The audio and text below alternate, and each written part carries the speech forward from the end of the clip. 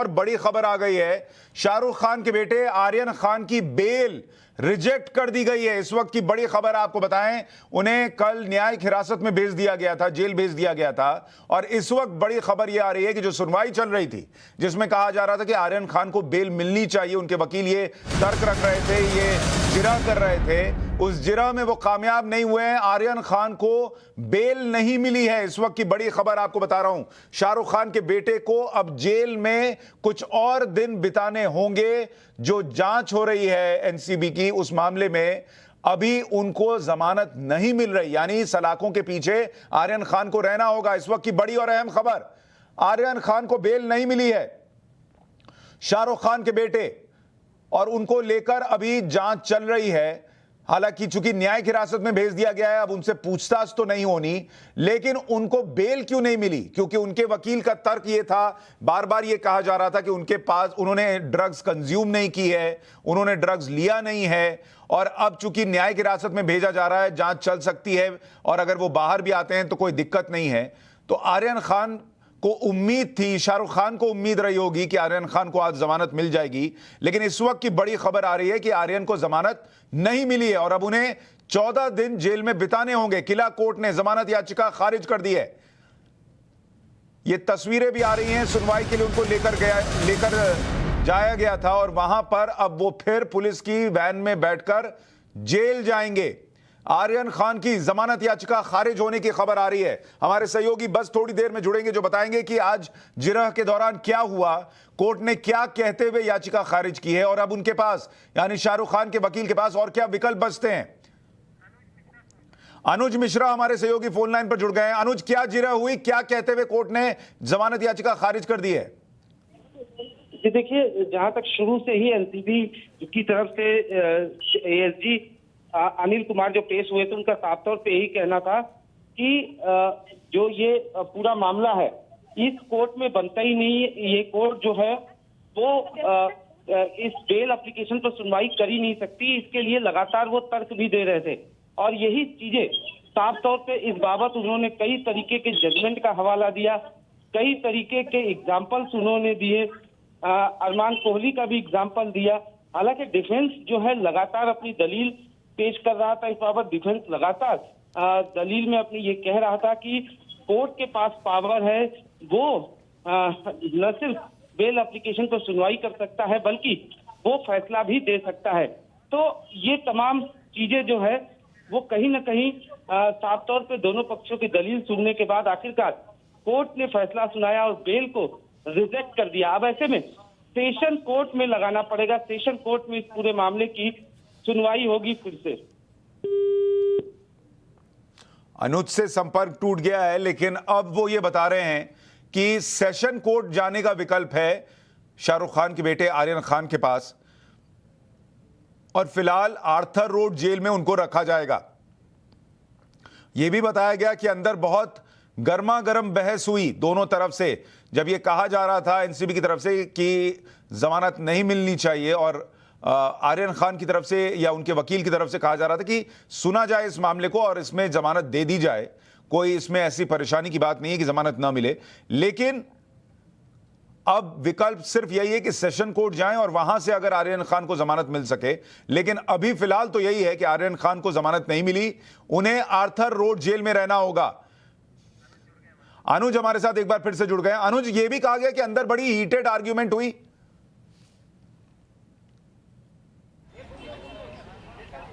जी बिल्कुल, घंटों तक ये आर्गुमेंट चलती रही। कई बार ऐसा भी हुआ कि जो मानसिंदे हैं वो लगातार कह रहे थे कि इसमें कोई पर्सनल नहीं है, और जिस तरीके से एएसजी पूरे मैटर को बता रहे हैं, जो ऐसा लग रहा है कि ये पर्सनल है। तो कुल मिला के कई बार जो है हीटेड आर्गुमेंट हुई, घंटों तक जिरा चलती रही। जहां पर बात किया जाए अगर additional solicitor general Anil Singh का, उन्होंने कई तरीके के तर्क रखे। उन्होंने सुप्रीम कोर्ट के जजमेंट का हवाला दिया, साथ ही साथ कुछ और जो जजमेंट थे उनका हवाला दिया गया और साफ तौर पे ये कहा गया कि ये कोर्ट जो है मेंटेनेबल नहीं है। मतलब ये कोर्ट जो है इस पूरे मामले की सुनवाई कर ही नहीं सकता। ऐसे में लगातार, हालांकि मानसिंदे की तरफ से लगातार दलील दी जा रही थी, लगातार उनकी तरफ से कहा जा रहा था, सीआरपीसी ये भी उनकी तरफ से कहा गया कि ये कोर्ट जो है सीआरपीसी के दायरे में आती है। ऐसे में कोर्ट के पास न सिर्फ पावर है कि वो सुनवाई करे, बल्कि इस पूरे मामले में फैसला भी सुना सकती है। अनुज मैं आपको थोड़ा सा रोक रहा हूँ, एक रिएक्शन आ रहा है वो दिखाऊं, फिर आपके पास लौट रहा हूं। जो तमन्ना सर, क्या हुआ कोर्ट में, आप हिंदी में बताइए कि क्या ऑर्डर दिए गए कोर्ट को? जी, कोर्ट को यही ऑर्डर, कोर्ट ने यही ऑर्डर इशू किया है कि ये जो एप्लीकेशन उन्होंने अभी हम लोग ने बेल एप्लीकेशन डाला था, वो बेल एप्लीकेशन मेंटेनेबल नहीं है। वो बेल एप्लीकेशन मेंटेनेबल नहीं है, इसका मतलब ये है कि ये कोर्ट को बेल पे सुनवाई करने का अधिकार नहीं है। वो अभी सेशंस कोर्ट के पास जो मैटर कमिट किया है, ये पूरा मैटर, तो वो सिर्फ सेशंस कोर्ट के पास अधिकार है ये मैटर को सुनने का। इस वजह से उन्होंने वो bail application only on the maintainability ground हमारा बेल एप्लीकेशन रिजेक्ट कर दिया है। कौन किन किन का बेल रिजेक्ट हुआ, किस किस के बेल एप्लीकेशन पे सुनवाई हो रही थी, अगर आप बता पाएं विस्तार से? पहले 3 आरोपी की बेल एप्लीकेशन की सुनवाई हो रही थी, आर्यन खान, अरबाज मर्चेंट और मुनमुन। ये 3 जन की बेल एप्लीकेशन की सुनवाई हुई थी। तीनों के बेल एप्लीकेशन यही पॉइंट पे थे कि ये मैजिस्ट्रेट कोर्ट को बेल सुनने का अधिकार है और उसके ऊपर एडजुडिकेट करने का अधिकार है। और एएसजी, ऑनरेबल एएसजी के साइड से यही आर्गुमेंट था कि क्योंकि ये मैटर सेशंस कोर्ट के पास कमिट किया गया है, इसके लिए सिर्फ सेशंस कोर्ट के पास ये अधिकार है, इनके पास अधिकार नहीं है। तो वो आर्ग्यूमेंट को मद्देनजर रखते हुए मैजिस्ट्रेट कोर्ट ने ये हमारा बेल एप्लीकेशन रिजेक्ट कर दिया है। अब आप लोग इससे आगे क्या करेंगे, क्योंकि बेल तो रिजेक्ट हो गई है, अब जो अक्यूज हैं वो जेल में है, तो आपका प्लान ऑफ एक्शन क्या होगा? जी, हमारा प्लान ऑफ एक्शन यही होगा कि हम लोग सेशंस कोर्ट मूव करेंगे। हम लोग जितना जल्दी ऑर्डर अपलोड होता है अगले दिन या उसके अगले दिन हम लोग सेशंस कोर्ट में हमारा बेल एप्लीकेशन डालेंगे और वहाँ पे हम लोग यही हमारे पॉइंट्स आर्ग्यू करेंगे कि हमारे खिलाफ कोई भी एविडेंस नहीं है जो हमें बाकी लोगों से कनेक्ट करता है, जिसकी वजह से हमें बेल दी जाए। Thank you. Thank you.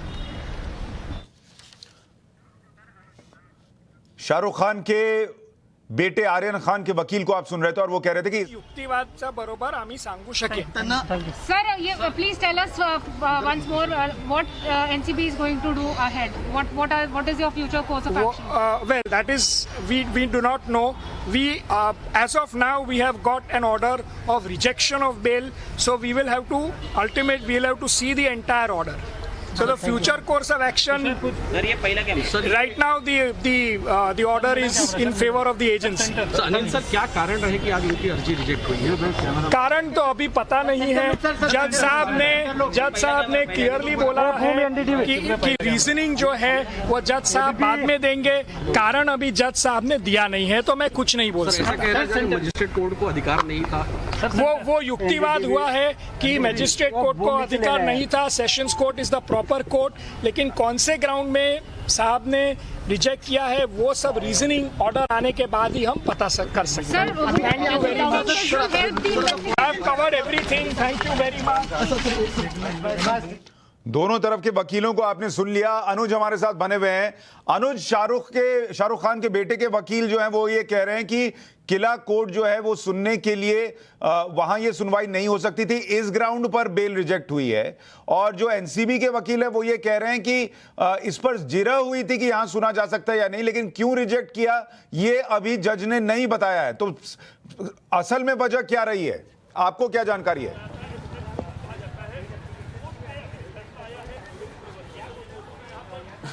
जी देखिए, जो मेन चीज़ यही है कि जहाँ तक बात की जाए, हालांकि जिरह हुई, बेल एप्लीकेशन पर भी जिरह हुई, लेकिन जो शुरू से एएसजी प्रोनाउन्स केलेली आहे। तिन्ही आरोपी ज्यांचं बेल एप्लीकेशन कोर्टासमोर होतं, all the 3 bail applications are rejected. जो तीनों बेल एप्लीकेशन की आज सुनवाई हुई, कोर्ट ने ऑपरेटिव पार्ट मतलब जो डिसीजन है वो बोला गया है, रीजनिंग अभी बाकी है। कोर्ट का डिसीजन ऐसा है कि तीनों एप्लीकेशंस, बेल एप्लीकेशंस रिजेक्ट हो चुकी हैं। धन्यवाद। तिन्ही बेल एप्लीकेशन जी आज कोर्टापुढे होती त्याची डिटेल्ड सुनवाई झाली आणि कोर्टाने आता जे डिसिजन दिलं आहे, तिन्ही बेलची याचिका कोर्टाने नामंजूर केलेली आहे. मात्र सर जो युक्तिवाद करण्यात आला होता की यापूर्वी या कोर्टाने या प्रकारचे जाणीव युक्तिवादचं मी आता सांगू शकणं बरोबर नाही. कोर्टाने रिझन. वकील को भी एक बार सुन लिया. अनुज, अब आप अपनी जानकारी दें.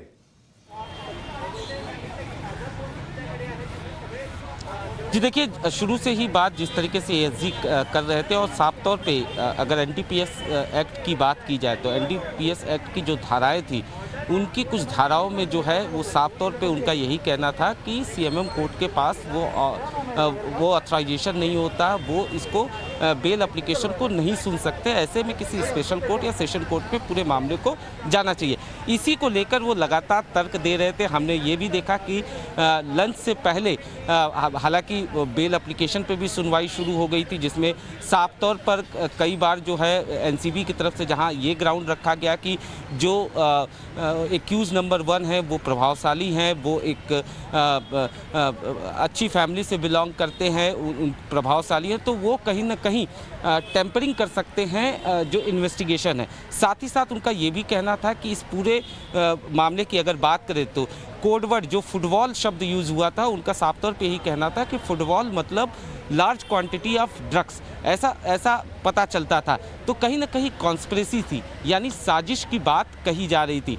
लंच के बाद जब जैसे ही एएसजी पहुंचे, उन्होंने फिर से ये सवाल उठाया कि ये कोर्ट जो है वो उसका अधिकार नहीं है कि वो इस पूरे मामले में सुनवाई कर सके. इसके लिए कृपया जो है इसे सेशन कोर्ट खबर देख रहे हैं अनुज, जो दर्शक इस वक्त ये खबर देख रहे हैं उनके मन में ये प्रश्न होगा कि शाहरुख खान का बेटा है, इतने बड़े व्यक्ति का बेटा है जिसके पास पैसे की कोई कमी नहीं है, उसने कौन से वकील कर रखे हैं जिनको ये खुद समझ में नहीं आया कि किला कोर्ट में जाकर बेल एप्लीकेशन लगानी चाहिए जहां पर इसकी सुनवाई हो भी सकती है या नहीं, या सीधा सेशन कोर्ट जाना चाहिए.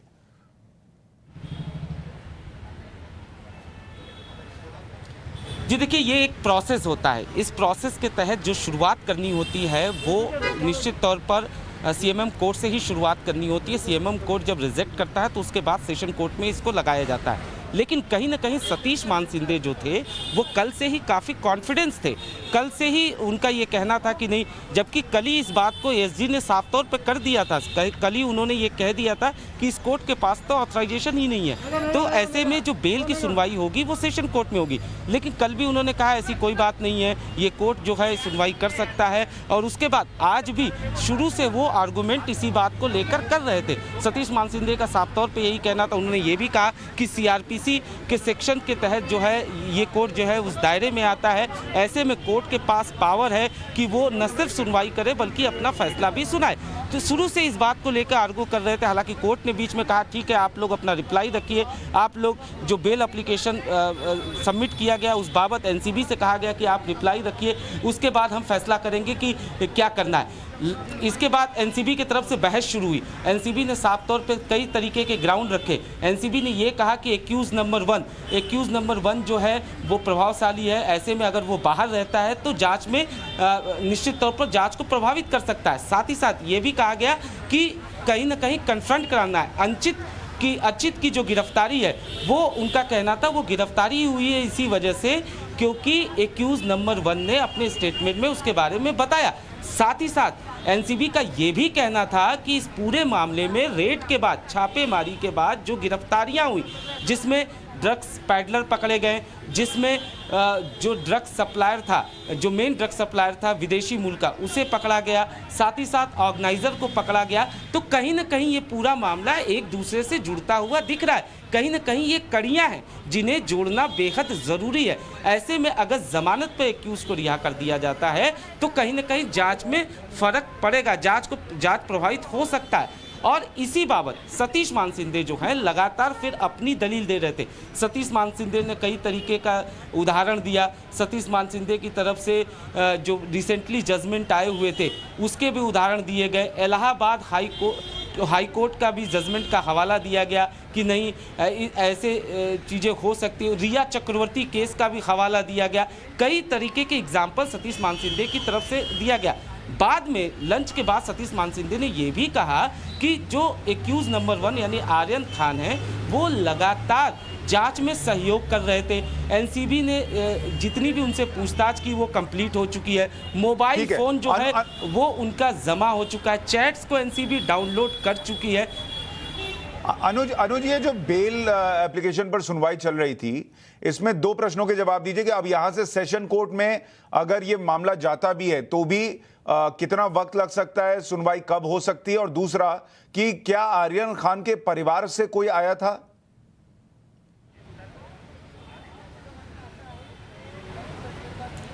जी देखिए, मैं शुरू से एक बात कह रहा था कि ये जो अंदर जो जिरह चल रही है, जितनी लंबी जिरह होती जाएगी उतनी मुश्किलें आर्यन खान के लिए बढ़ती चली जाएंगी।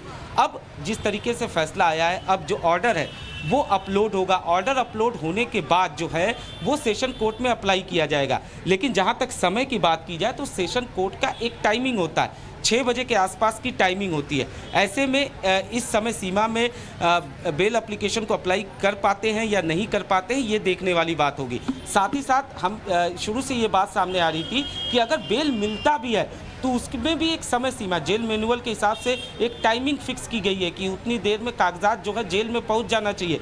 तो जो जिरह इतनी लंबी चली वो कहीं ना कहीं आर्यन के लिए मुश्किल, और कल सैटरडे संडे भी वाला सबब रहा। और अब जहां तक आर्यन की फैमिली, जी बिल्कुल सैटरडे संडे है, ऐसे में हालांकि स्पेशल कोर्ट का प्रावधान होता है, ये इसमें टेक्निकली देखने वाली बात होगी कि क्या स्पेशल कोर्ट के पास पावर है, क्या स्पेशल कोर्ट जो है सैटरडे को इस बाबत सुनवाई कर सकता है, ये टेक्निकली जो है समझने वाली बात होगी। लेकिन फिलहाल जो है आर्यन की तरफ से जो उनकी मैनेजर, जो उनके तमाम लोग थे वो ज़रूर यहाँ पर मौजूद थे। फिलहाल अब जो सतीश मानसिंधे, हालांकि ये रूपरेखा वो पहले से तैयार कर चुके होंगे, पहले से उनकी तैयारी इस बाबत जरूर रही होगी कि अगर यहाँ से बेल एप्लीकेशन रिजेक्ट होता है तो आगे लाइन ऑफ एक्शन क्या उनका होगा। लेकिन कहीं ना कहीं उनका कॉन्फिडेंस, हम ये जो देखने को मिला, जिस तरीके का कॉन्फिडेंस था और जिस तरीके से जिरह इतनी लंबी चली, वो निश्चित तौर पर कहीं ना कहीं अनुज, अगर वहां से कोई रिएक्शन है, कुछ है तो आप दिखाना चाह रहे हैं, बताना चाह रहे हैं तो वो कर लें। तब तक हम मीनाक्षी के पास चल रहे हैं, मीनाक्षी न्यूज रूम से जुड़ रही हैं। अनुज ये बता रहे हैं कि अब ये ऑर्डर जो है वो अपलोड होगा, उसके बाद सेशन कोर्ट में अप्लाई किया जा सकता है। मतलब ये कि आर्यन खान को आज की रात तो जेल में रहना ही रहना है, कल सैटरडे होगा, परसों संडे है, विशेष कोर्ट का प्रावधान है। लेकिन क्या विशेष कोर्ट इस मामले को सुनेगी, बेल को सुनेगी, नहीं सुनेगी, बेल एप्लीकेशन कोई अभी तय नहीं है। ऐसे में क्या अगले 3 दिन तो कम से कम आर्यन खान को जेल में बिताने ही होंगे, ये अब सवाल है। मीनाक्षी के पास चलते हैं। मीनाक्षी, और इस पर क्या जानकारी मिल रही है, रिएक्शंस क्या आ रहे हैं? देखिए सुशांत, ये कोर्ट को लेकर जो प्रोसीडिंग्स हैं उसकी जानकारी अनुज यहाँ पर दे रहे हैं, लेकिन आर्यन खान के लिए यकीनन मुश्किलें बढ़ गई हैं और शायद ऐसा उन्होंने और उनके परिवार ने भी नहीं सोचा होगा, क्योंकि आज सुबह से जब लगातार इस मामले की रिपोर्टिंग हो रही थी तो खबरें ये निकल कर आ रही थी कि अब आज के दिन में मुमकिन है कि उन्हें राहत मिल जाए। लेकिन शाम होते होते ये तस्वीर पलटती हुई दिखाई दे रही है, क्योंकि लोअर कोर्ट ने, किला कोर्ट ने साफ कर दिया कि इसके लिए आपको सेशन कोर्ट जाना होगा और शाम 6 बजे के हिसाब से भी अब सिर्फ आधे घंटे का समय बचा है और ये बहुत ही कम वक्त है जिस हिसाब से अब आगे की जो कागजी कार्रवाई होनी है उसके लिए। लेकिन इन सब के बीच बॉलीवुड में क्या हो रहा है ये भी देखिए, क्योंकि जब से आर्यन कस्टडी में गए हैं एनसीबी के, उसके बाद से सुशांत देखिए, सबसे पहले हमने देखा था कैसे सुनील शेट्टी आए थे और उन्होंने आर्यन के समर्थन में बयान दिया था। उसके बाद ऋतिक रोशन ने एक लंबा चौड़ा पोस्ट लिखा जिसमें वो आर्यन को सपोर्ट कर रहे हैं, मुश्किल वक्त से बाहर आने के लिए उन्हें सलाह मशवरा दे रहे हैं। इसके बाद रवीना टंडन, फराह खान, तो एक एक करके हम ये देख रहे हैं कि बॉलीवुड में एक सपोर्ट को लेकर एक आवाज जो है वो उठ रही है। अब देखना ये होगा कि ये प्लान करके इस तरह से चीजें आगे बढ़ रही हैं या एक तरह का प्रेशर क्रिएट करने की भी कोशिश हो रही है, क्योंकि जिक्र बार बार आर्यन की उम्र का हो रहा है, उन पर क्या आरोप है इस बात का हो रहा है, वो एक सम्मानजनक परिवार से ताल्लुक रखते हैं, वो जिम्मेदार सिटीजन हैं, ये बातें उनके पक्ष में कही जा रही हैं। लेकिन ये सारी बातें जब कही जाती हैं वो कानून की दहलीज पर किस तरह से बदलती हुई दिखाई देती हैं, ये फिर एक अलग पहलू है। लेकिन इन सब के बीच इस बात के लिए अब देखना ये होगा कि आर्यन को क्या राहत मिलती है, उसे लेकर एनसीबी की क्या स्ट्रैटेजी है और किन दलीलों के साथ। मीनाक्षी, मैं आपको माफी के साथ रोक रहा हूं, अनुज के साथ कोई वकील है या कोई गेस्ट है? अनुज, आप बात करें। जी बिल्कुल, हमारे साथ अरबाज खान के लिए जो वकीलों की टीम उपस्थित हुई थी उनमें से एक वकील हमारे साथ मौजूद है, उनसे बात करते हैं। मैडम, आज क्या कुछ हुआ, किस ग्राउंड पर जो बेल एप्लीकेशन है वो रिजेक्ट किया गया? तो मेजरली जो पॉइंट था जिसके लिए उन्होंने रिजेक्ट किया है वो था मेंटेनेबिलिटी यानी वेदर द कोर्ट उनके पास ये पावर है ये बेल को सुनने का। तो आफ्टर लेंदी आर्ग्यूमेंट प्री लंच भी हुआ था, पोस्ट लंच भी चला, तो मेजरली एएसजी सर का यही सबमिशन था कि ये कोर्ट के पास ये पावर है ही नहीं ये बेल एप्लीकेशन सुनने का, क्योंकि एनडीपीएस के लिए एक स्पेशल कोर्ट है, सेशंस कोर्ट, जिसके पास एक्सक्लूसिव पावर है ये बेल एप्लीकेशन सुनने का। हमारा ये आर्ग्यूमेंट था कि नहीं, ये मैजिस्ट्रेट के पास भी पावर है क्योंकि ये समरी उन लोग ट्राई कर सकते हैं। However after hearing submissions for 4-5 hours 4-5 घंटे उन्होंने सुना एंड फाइनली दे सेड कि ये एप्लीकेशन मेंटेनेबल नहीं है and hence bail is rejected. तो मैडम, अब आप लोगों का लाइन ऑफ एक्शन क्या होगा, क्योंकि कल सैटरडे भी है, आप लोग अब यहाँ से कैसे मूव करेंगे, लाइन ऑफ एक्शन जानना चाहेंगे। So the only possible way of doing anything now is कि हम सेशंस कोर्ट जाए क्योंकि उनके पास एक्सक्लूसिव पावर है। तो हमें बेल एप्लीकेशन सेशंस कोर्ट में फ़ाइल करना होगा, फिर वही प्रोसीजर होगा, उनका रिप्लाई आएगा, रिप्लाई के लिए रखेंगे। ऑन द स्पॉट रिप्लाई आया तो बहुत ही अच्छा है, अगर they ask for a date for reply then it's a different thing. तो रिप्लाई होगा, उसके बाद आर्ग्यूमेंट्स होंगे फ्रॉम बोथ एंड्स एंड उसके बाद ऑर्डर पास किया जाएगा। तो क्या आज जो है, आज पॉसिबिलिटी है, आज संभव है कि आप लोग सेशन कोर्ट मूव कर पाए, क्योंकि समय ऑलरेडी नहीं, फ्रॉम व्हाट आई नो मेरे को नहीं लगता कि आज ये पॉसिबल हो सकता है, क्योंकि वो पर्टिकुलर टाइम में फाइल करना होता है। फाइलिंग का प्रोसीजर थोड़ा नॉट एक्सट्रीमली लेंदी लेकिन थोड़ा लेंदी रहता ही है वो। एक तो टेक्निकली चीज़ और समझना चाहेंगे, कल शनिवार है और परसों रविवार है, तो ऐसे में क्या कल पॉसिबिलिटी है? कल अगर हॉलीडे कोर्ट बैठ रहा होगा तो there is a high possibility that we will try and at least हमारा फाइलिंग हो जाए ताकि वो रिकॉर्ड पे आ जाए और फिर रिप्लाई के लिए रखे। तो वी विल सी अभी कैसा सिचुएशन है वहाँ पे जाके। तो ये जो बेल एप्लीकेशन पे अंदर जो सुनवाई चल रही थी, जैसे अरबाज की बात करें, आर्यन की बात करें या मुनमुन की बात करें, ये 3 लोगों के लिए चल रही थी? जी, उन तीनों के लिए। तो कहने का मतलब हम आपसे ये समझना चाहेंगे कि आज यानी कि कुछ नहीं हो सकता, अगर कल संभव पॉसिबिलिटी बनी तब हो सकता है, ऐसे में आज इन तीनों को जेल में ही बिताना होगा? Unfortunately yes. अनुज मेरा एक सवाल है, उनको जेल में ही नाइट बिताना पड़ेगा unless there is some way, but I really doubt this. जी सुशांत। अनुज, मेरा एक छोटा सा सवाल ये है कि जो दर्शक ये देख रहे होंगे कार्यक्रम, वो ये ज़रूर जानना चाहेंगे, क्योंकि सबको इतनी टेक्निकल समझ तो नहीं है, कि 4 घंटे अंदर सिर्फ बहस इस बात पर चली कि कोर्ट ये जमानत की अर्जी सुन भी सकता है या नहीं सुन सकता है। इतनी लंबी 4 घंटे में और भी कुछ बातें हुई, और भी कुछ जिरा हुआ, कुछ पक्ष रखे गए क्या, या सिर्फ इतना वक्त इसी में लग गया?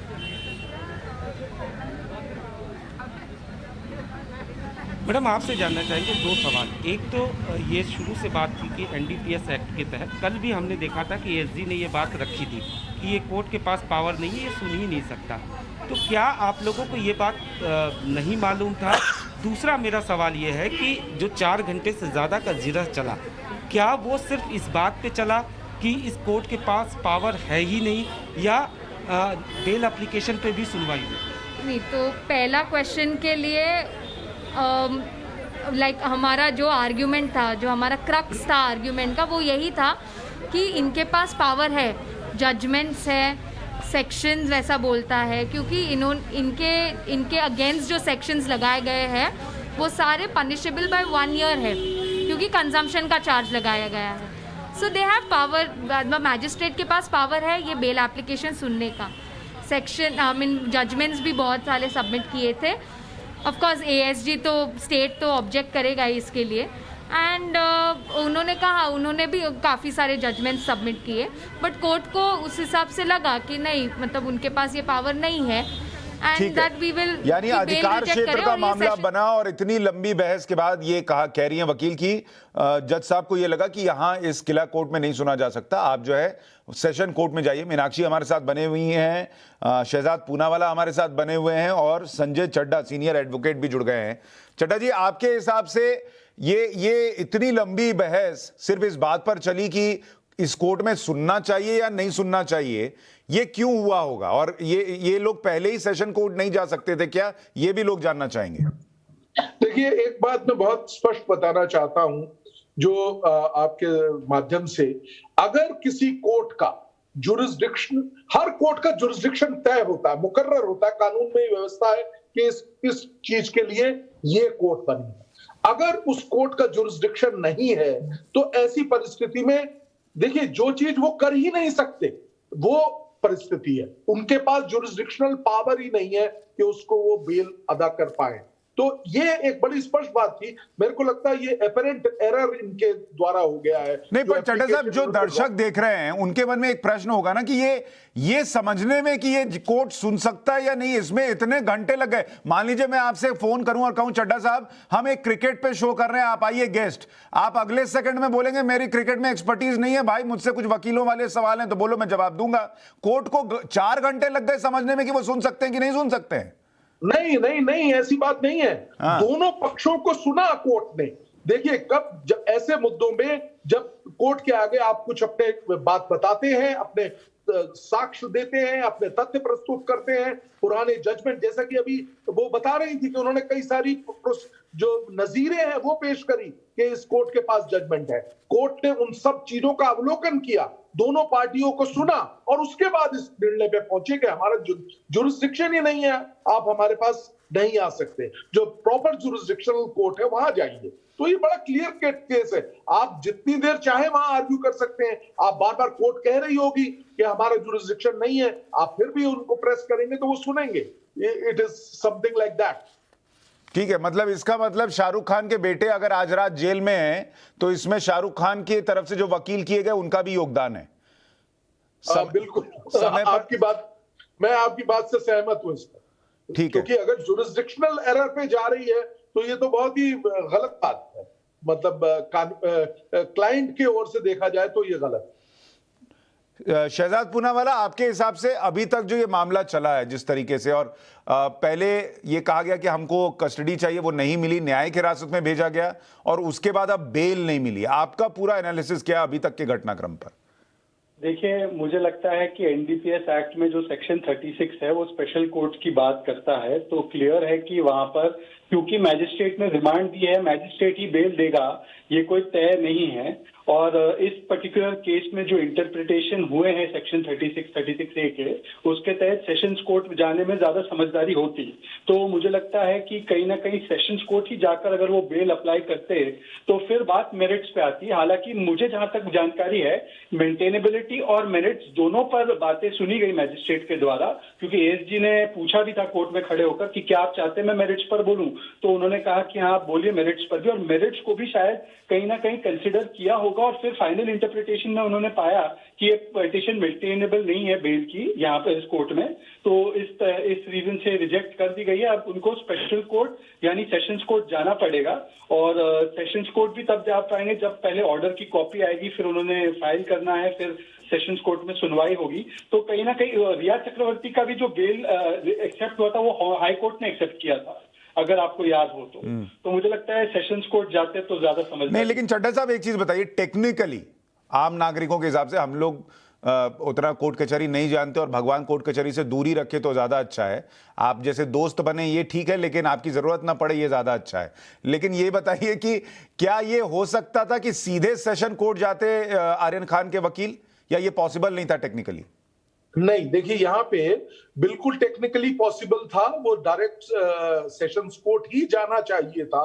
जैसा कि अभी जो मेरे से पहले वक्ता बोल रहे थे उन्होंने बताया सेक्शन 36 की एक प्रतिबद्धता है जो बताता है कि जो एनडीपीएस के केसेस हैं वो स्पेशल कोर्ट ने डील करने हैं। और स्पेशल कोर्ट के लिए देखिए कई ऑफेंसेस होती हैं जो सेशन ट्रायल होती हैं, जो अगर सेशन ट्रायल है तो उसकी बेल का अख्तियार भी सेशन को ही होता है, तो वहीं पे इनको करना चाहिए था, मेरा भी ऐसा मानना है। उन्होंने भी बड़े राइटली इस बात को कहा। तो ये चीज कई बार हो जाती है, ये एरर कई बार हो जाता है कि हम गलत जगह पे चले जाते हैं। तो वही बताया कि क्योंकि ये निर्णित है कि किस कोर्ट का कितना जुरिस्डिक्शन है, कि हर चीज का जैसे टेरिटोरियल जुरिस्डिक्शन बना होता है कि ठीक है।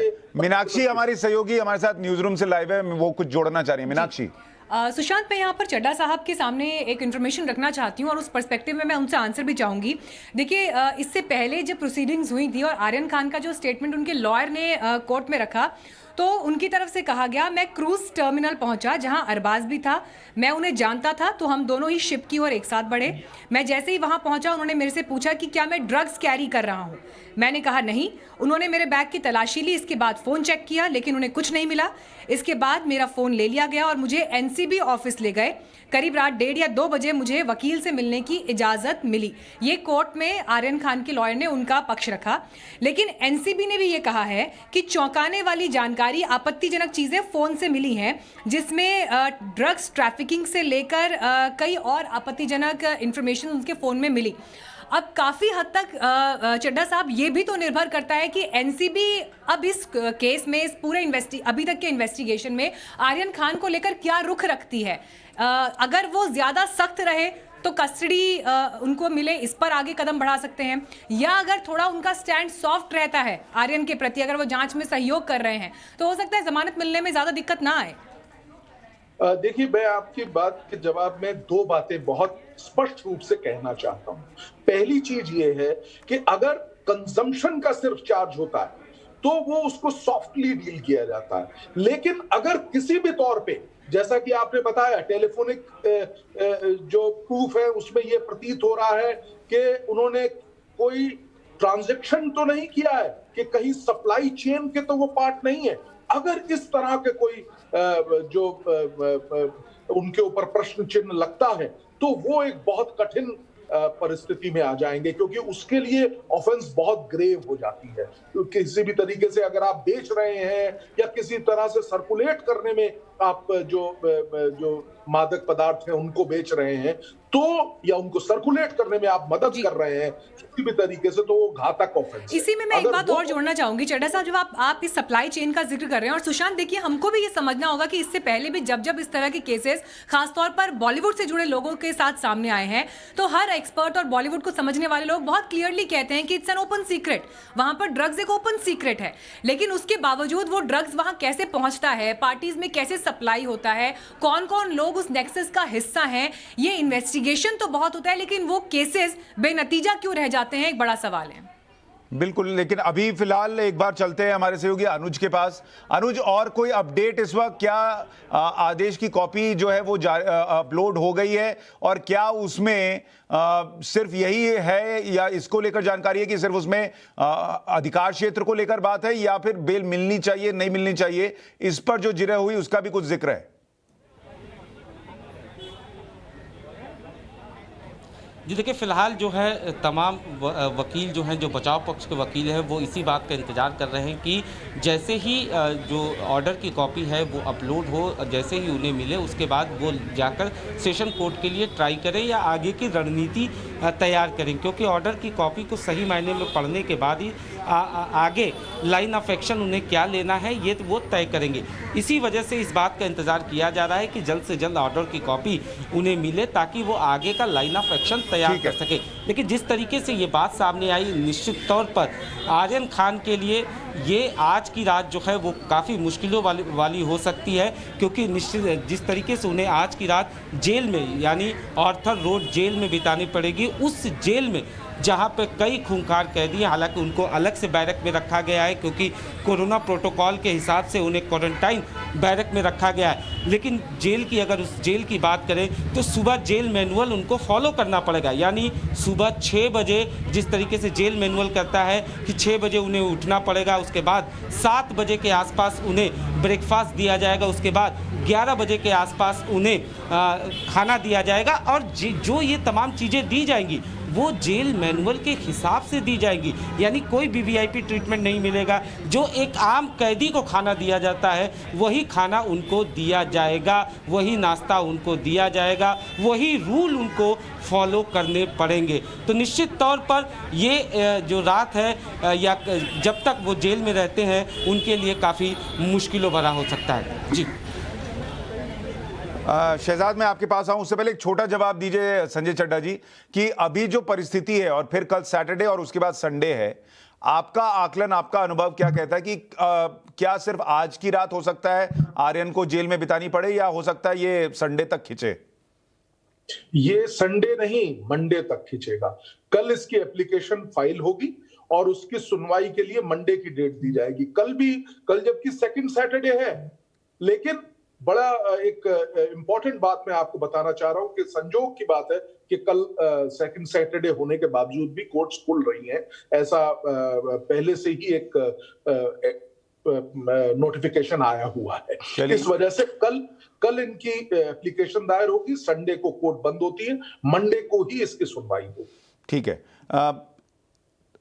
शहजाद, क्या एक ठीक है उन्होंने कंज्यूम किया ड्रग्स, नहीं किया हमें नहीं पता, लेकिन एक स्टार किड तो वो है ही, और जिस तरीके की जिंदगी वो जी रहे हैं और जिस उम्र के पड़ाव पर हैं, जेल में जाना, वहां वो जेल मैनुअल जिसका अभी अनुज जिक्र कर रहे थे उसके हिसाब से जो लग रहा है कि 3 दिन तो कम से कम उनको बिताने होंगे, हमें क्या ये भी समझना होगा कि उनके ऊपर इंपैक्ट क्या होगा? देखिए सुशांत जी, आप किस बैकग्राउंड को बिलोंग करते हैं उस पर तय नहीं होता है। आपके कृत्य क्या है उसके लिए कानून सबके लिए समान होता है, चाहे आप शाहरुख खान के बेटे हो या चाहे आप किसी के बेटे, खास इंसान के बेटे ना हो, तो कृत्य पर तय होता है। अब उनकी एक तरीके से उनके लिए अनफॉर्चुनेट है कि उनको ये वक्त देखना पड़ रहा है, पर इंसान जो करता है वही भरता है, ये पुरानी कहावत भी है। तो अब जो भी उन्होंने किया है या नहीं किया है वो केवल कोर्ट ही उस पर फैसला सुना पाएगा, पर जब तक कोर्ट फैसला नहीं सुनाता तब तक तो उन्हें इसके थ्रू जाना पड़ेगा। पर एक चीज मैं जरूर कहना चाहूंगा कि आज अगर उनके लॉयर सेशंस कोर्ट अप्रोच करते तो मुझे लगता है कहीं ना कहीं उनके लिए बेहतर होता, पर शायद उन्होंने इसलिए अप्रोच नहीं किया क्योंकि वो दिखाना चाहते कि आर्यन खान का इन्वॉल्वमेंट उस सेक्शन में नहीं है जिस सेक्शन को एनसीबी क्लेम कर रही है, वो लाइटर सेक्शन में उनको चाहते थे बताना। जी शहजाद, बहुत शुक्रिया आपका, संजय जी बहुत शुक्रिया आपका, अनुज आपका और मीनाक्षी आपका बहुत शुक्रिया। इस पूरी खबर पर हम अपडेट आपको देते रहेंगे। अब एक और जरूरी खबर, राष्ट्रवाद की डिबेट में हर किसी को अपनी बात सौम्यता सभ्यता से रखने की पूरी छूट है। पक्ष हो विपक्ष हो सबके लिए मौका है, लेकिन कई बार तर्क नहीं होने पर कुछ प्रवक्ता नेता कुतर्क का सहारा लेते हैं। ऐसी कोशिश 30 सितंबर को राष्ट्रवाद के शो के दौरान कांग्रेस के प्रवक्ता और नेता मुदित अग्रवाल ने की थी। उन्होंने देश के प्रधानमंत्री की मां को लेकर आपत्तिजनक बयान दिया था, जिसका हर स्तर पर विरोध हुआ। खुद जो नेशनल कमीशन फॉर वुमेन है एनसीडब्ल्यू, उन्होंने राष्ट्रीय महिला आयोग ने उन्हें नोटिस जारी किया था। ये तस्वीरें आप देख रहे हैं कि उन्हें मुदित अग्रवाल को जवाब देने के लिए राष्ट्रीय महिला आयोग जाना पड़ा। रेखा शर्मा जो अध्यक्ष हैं वो उनके जवाब सुन रही थी, और उसके बाद मुदित अग्रवाल ने इस मामले में अब माफी मांग ली है। मुदित अग्रवाल को इसके लिए राष्ट्रीय महिला आयोग ने नोटिस जो भेजा था उसके बाद सुनवाई, और सुनवाई के बाद उन्होंने माफी मांगी है।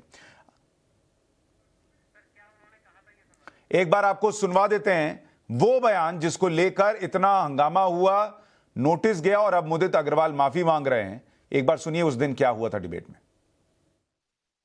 अरे हम तो बोल रहे हैं मोदी जी चाय बेचते थे, गर्व से कह रहे हैं मोदी जी चाय बेचते थे। चाय नहीं, आप बता दीजिए सोनिया जी क्या करती थी? जिंदगी में चाय नहीं बेची, वो अपनी माँ को भी बेचते हैं, आके टीवी पे माँ से मिलने जाते हैं, वहाँ भी कैमरा। अब आप बताइए मुदित अग्रवाल जी, अब आप जो ये कह रहे हैं, अब आप जो ये शब्द कह रहे हैं माँ को बेचते हैं, आप बताइए ये उचित बात है? नहीं बेचते। आप बताइए ये उचित बात है? फिर आपसे वो पूछेंगे सोनिया गांधी क्या बेचती थी, आप बताइए, आप बताइए। आप खुद दूसरों पर पर्सनल टिप्पणी कर रहे हैं तब से बैठकर। नहीं, अब आप मर्यादा लांघ रहे हैं मोदी जी, अब आप मर्यादा लांघ रहे हैं। माँ किसी की भी हो, माँ किसी की भी हो, अगर आप कहेंगे माँ को बेचते हैं तो वो बर्दाश्त नहीं किया जाएगा।